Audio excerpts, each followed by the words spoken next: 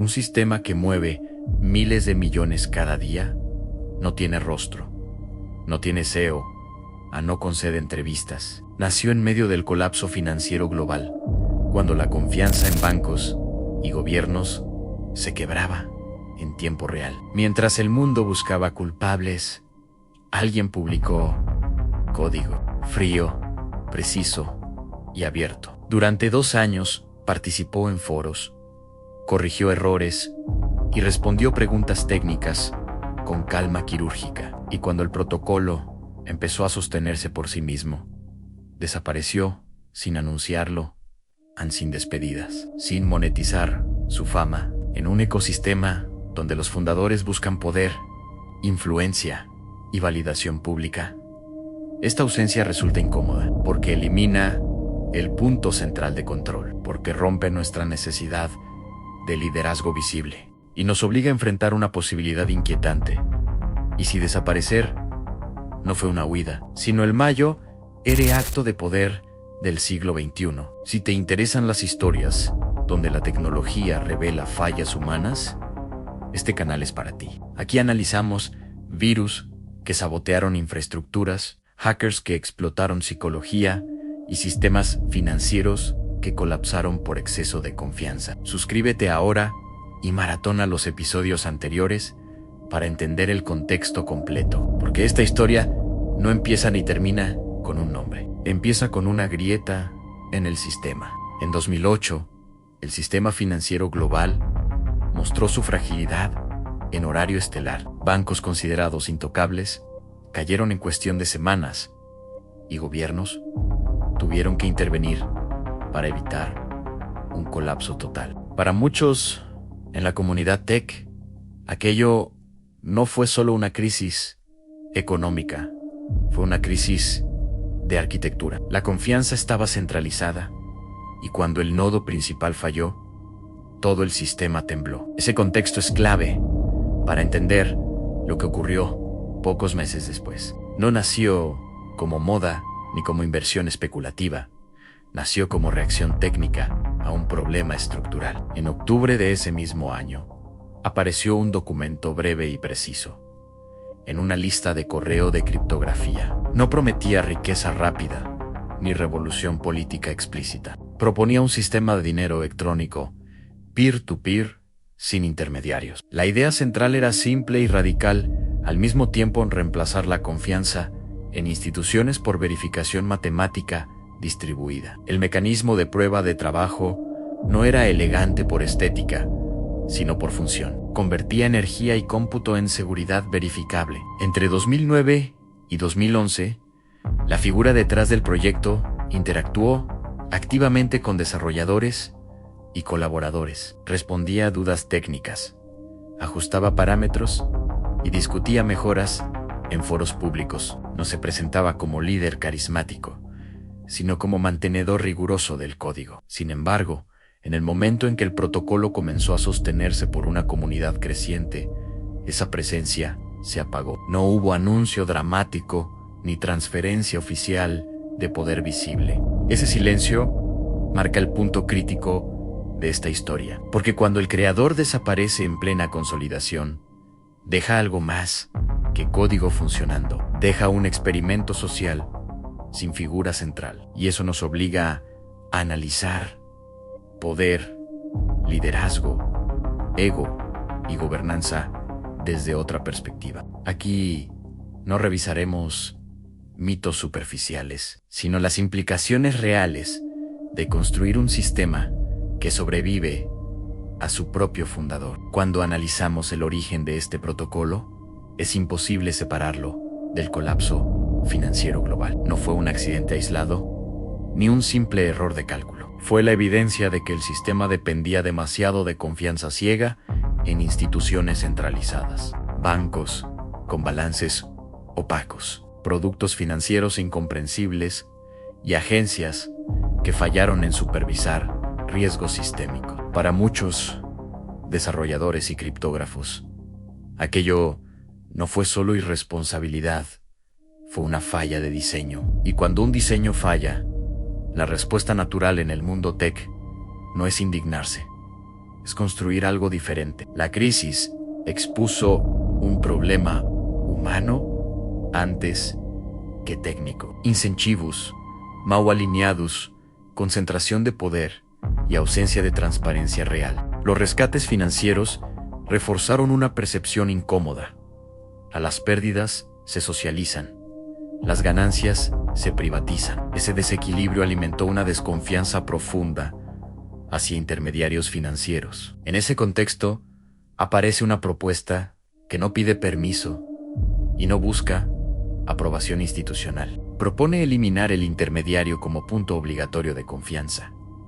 No corrige el banco, lo vuelve opcional. El documento fundacional no era un panfleto ideológico inflamado, era un texto técnico, preciso y deliberadamente sobrio. Definía un sistema de dinero electrónico peer-to-peer, donde las transacciones se validan por consenso distribuido. La cadena de bloques no se presentaba como símbolo político, sino como mecanismo contable resistente a manipulación unilateral. La prueba de trabajo convertía electricidad y cómputo en una barrera económica contra el fraude. Cada bloque añadido reforzaba la historia compartida sin depender de una autoridad central. No era solo código, era una propuesta de gobernanza incrustada en arquitectura. Aquí es donde el análisis se vuelve más interesante para una audiencia tech. El protocolo no intenta cambiar la naturaleza humana. No asume que los actores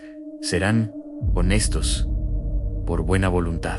Parte del supuesto contrario, los incentivos deben alinearse para que el comportamiento racional favorezca la seguridad del sistema. La minería no es altruismo, es competencia económica estructurada. La validación no depende de confianza personal, depende de reglas verificables públicamente. Es una respuesta técnica a fallas humanas recurrentes. Además, el mensaje incrustado en el primer bloque minado no fue casual. Funcionó como marca temporal y como comentario implícito sobre el contexto económico. No se trataba solo de lanzar software, sino de dejar claro por qué existía. Esa combinación de precisión técnica y señal simbólica convirtió el lanzamiento en algo más que una innovación digital. Fue una declaración silenciosa contra la opacidad institucional, sin discursos, en conferencias, ni campañas de marketing. Lo más relevante es que esta arquitectura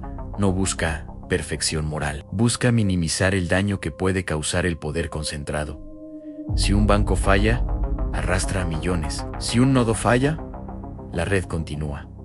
Ese cambio de paradigma es profundo. No elimina el riesgo, lo distribuye. No promete estabilidad eterna, promete resiliencia estructural. Por eso afirmar que este sistema nació solo como experimento tecnológico es simplificar demasiado. Nació como reacción a una crisis de confianza, como intento de diseñar un entorno donde la verificación sustituya la fe institucional. La pregunta que debemos hacernos no es si la solución es perfecta, es si el problema que intentaba resolver sigue vigente. Y sí, en el fondo, el código fue la crítica más contundente al sistema financiero tradicional. En el ecosistema tecnológico tradicional, el fundador es el eje narrativo y operativo del proyecto. Es la cara visible ante inversores, prensa y usuarios. Su visión define la hoja de ruta y su personalidad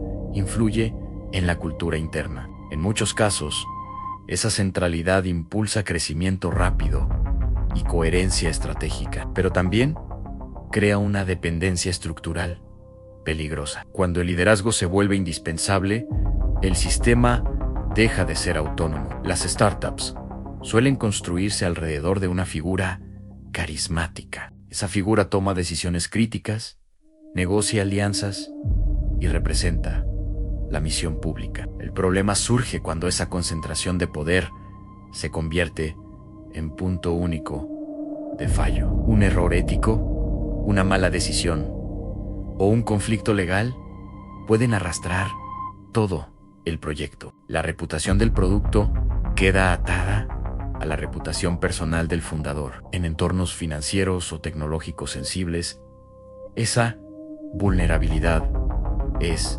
especialmente grave. Desde una perspectiva de arquitectura de sistemas, esto es un riesgo evidente. Si una red depende de un nodo central, ese nodo se convierte en objetivo. En términos humanos, el fundador es ese nodo. Gobiernos pueden presionar, inversores pueden influir, y el mercado puede reaccionar emocionalmente a declaraciones individuales. La neutralidad del sistema se ve comprometida cuando existe una figura con capacidad de alterar reglas unilateralmente. La descentralización real exige reducir esa influencia. En el mundo del código abierto, esta tensión es todavía más visible. Proyectos que prometen gobernanza distribuida muchas veces mantienen liderazgo informal, concentrado. Aunque el código sea público, las decisiones estratégicas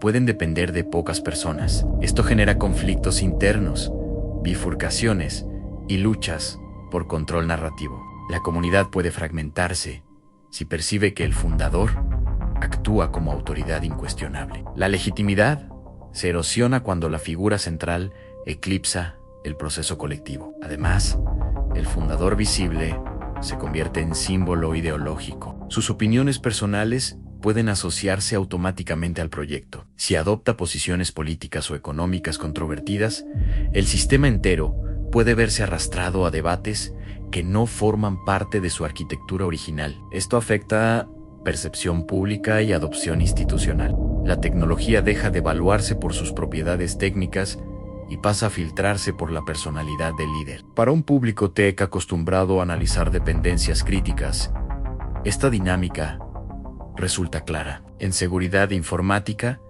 se busca eliminar puntos únicos de fallo. En infraestructuras distribuidas, se diseñan redundancias para evitar colapsos totales. Sin embargo, muchas veces olvidamos aplicar esa lógica a la dimensión humana. Un fundador omnipresente es, en esencia, un single point of failure social y político. La tesis aquí no es que el liderazgo sea negativo en sí mismo. La visión inicial suele ser necesaria para lanzar un proyecto complejo. El problema surge cuando esa visión no se diluye con el tiempo, cuando el sistema no puede evolucionar sin aprobación explícita de una sola persona. En entornos que aspiran a neutralidad y resistencia a censura, esta dependencia contradice el diseño. Por eso, el debate sobre liderazgo visible no es superficial, es estructural. Si un sistema pretende ser neutral, debe minimizar la influencia individual, debe permitir que las reglas prevalezcan sobre las personalidades. Y en ese contexto, la decisión de no ocupar permanentemente el centro puede ser más estratégica que cualquier keynote, porque elimina el punto humano que podría comprometer la arquitectura completa. El momento del silencio no ocurrió en el vacío. El protocolo ya funcionaba, la red crecía y más desarrolladores comenzaban a contribuir. No era un experimento frágil sostenido por una sola mente. Era un sistema que empezaba a demostrar resiliencia operativa. Y justo cuando la figura original podía consolidarse como líder indiscutible, dejó de comunicarse. Sin comunicado oficial, sin transición ceremonial. Ese gesto tuvo un impacto simbólico profundo. En lugar de convertirse en referencia permanente, la identidad detrás del proyecto se diluyó. Las decisiones técnicas comenzaron a discutirse de manera más horizontal. El repositorio dejó de girar en torno a una voz específica y pasó a depender de consenso entre colaboradores. La autoridad no desapareció, se redistribuyó. La legitimidad empezó a construirse a partir del código revisado y aceptado colectivamente. En comunidades open source, la gobernanza suele ser un equilibrio delicado. Se necesita coordinación, pero también apertura. Cuando una figura central se retira, la comunidad enfrenta una prueba real. Debe demostrar que puede sostener el proyecto sin tutela constante.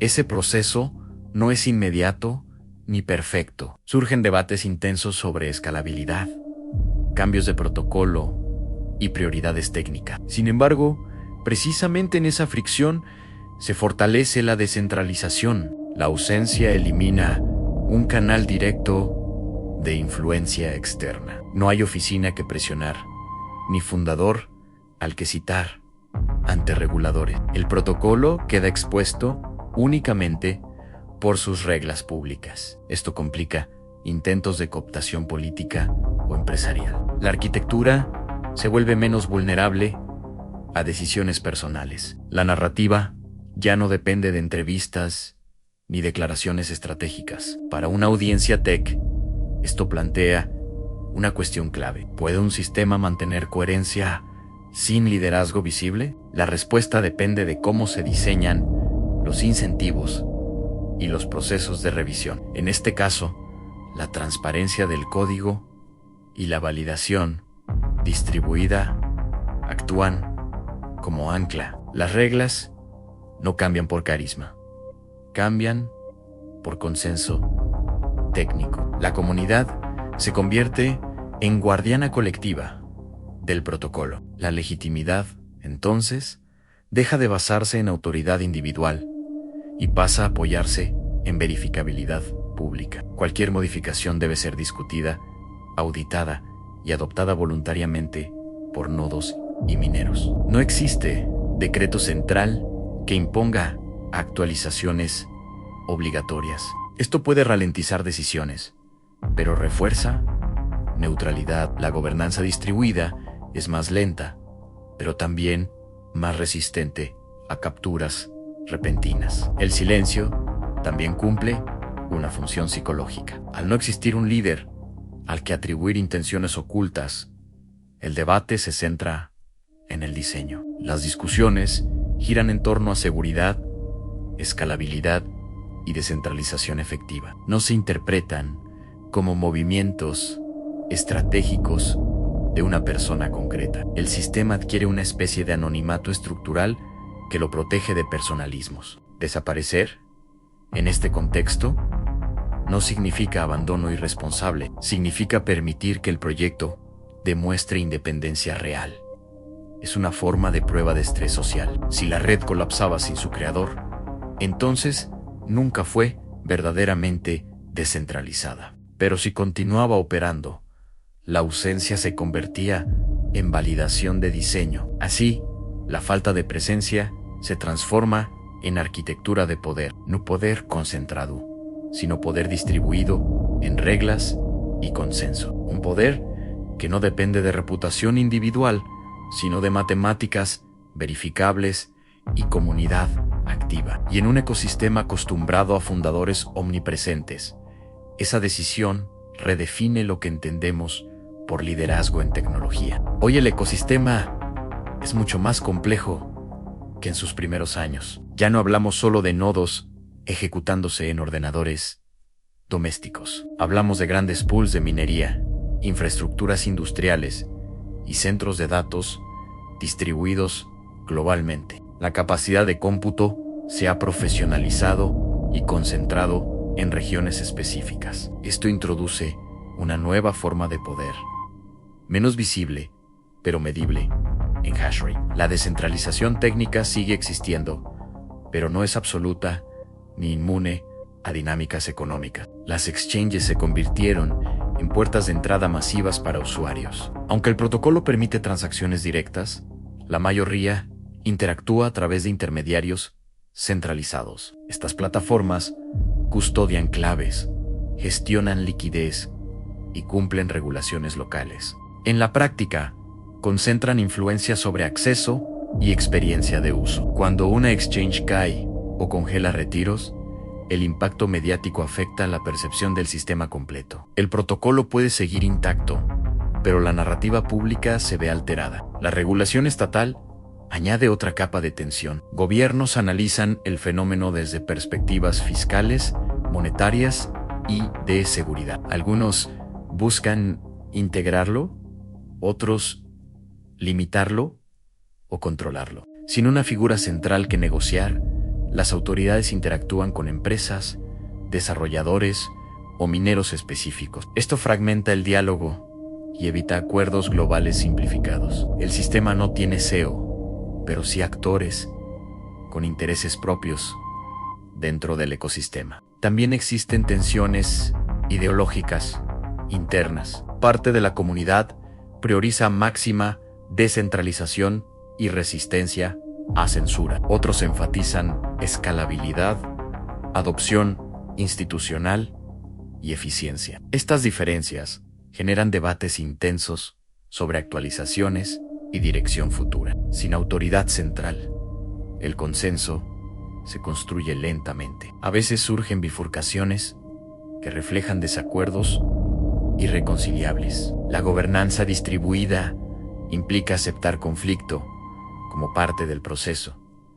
Entonces surge la pregunta incómoda: ¿realmente es un sistema sin dueño? Formalmente, nadie posee el protocolo en su totalidad. El código es abierto y cualquier nodo puede validarlo independientemente. Sin embargo, el poder económico influye en decisiones prácticas. Grandes mineros pueden coordinar señales sobre cambios. Exchanges pueden decidir qué versión listar. Empresas pueden financiar desarrolladores clave. No es propiedad directa, pero sí influencia estructural. Aquí la distinción entre poder difuso y poder invisible se vuelve crítica. El poder difuso está repartido entre múltiples actores con incentivos distintos. El poder invisible opera cuando esas concentraciones no son evidentes para el usuario promedio. Desde fuera, puede parecer completamente descentralizado. Desde dentro, existen centros de gravedad económicos y técnicos. La arquitectura resiste control total, pero no elimina dinámicas de mercado. Para una audiencia tech, este matiz es esencial. Ningún sistema distribuido es inmune a incentivos financieros. La descentralización es un espectro, no un estado binario. Lo relevante es si el diseño dificulta capturas totales y decisiones unilaterales. En este caso, cualquier intento de control absoluto requeriría coordinación masiva y visible. Eso aumenta el costo de captura y reduce probabilidad de manipulación silenciosa. Al final, el sistema no tiene un dueño formal, pero tampoco vive en vacío de poder.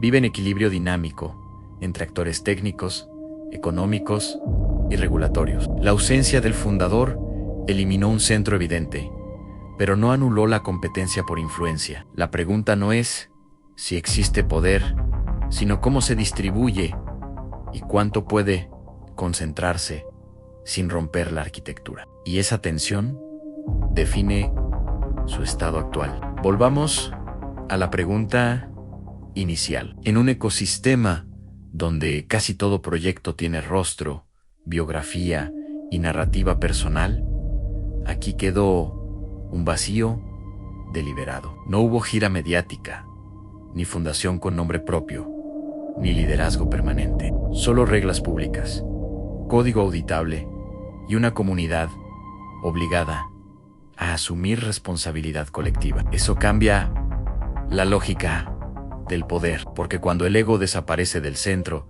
el sistema debe sostenerse por diseño y no por carisma. A lo largo de este arco analizamos bancos que colapsaron por exceso de confianza, plataformas que concentraron demasiado control y figuras que explotaron vulnerabilidades humanas. En cada caso, el patrón era similar.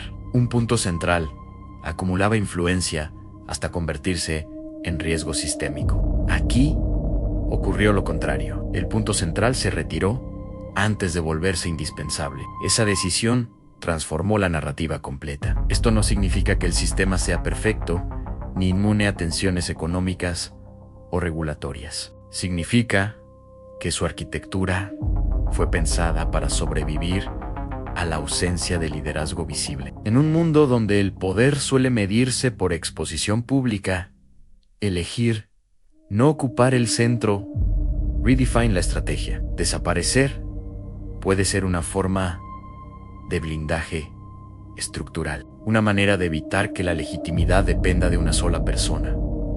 La reflexión final No es técnica, es filosófica. ¿Qué ocurre cuando un sistema demuestra que puede operar sin dueño identificable? ¿Estamos preparados para confiar en reglas verificables en lugar de figuras carismáticas? Tal vez el mayor experimento no fue crear una red descentralizada. Tal vez fue demostrar que el poder más radical es aquel que decide no mostrarse. Y ahora la pregunta queda abierta para ti en tecnología. ¿Preferimos líderes visibles o arquitecturas que sobrevivan incluso cuando nadie las dirige?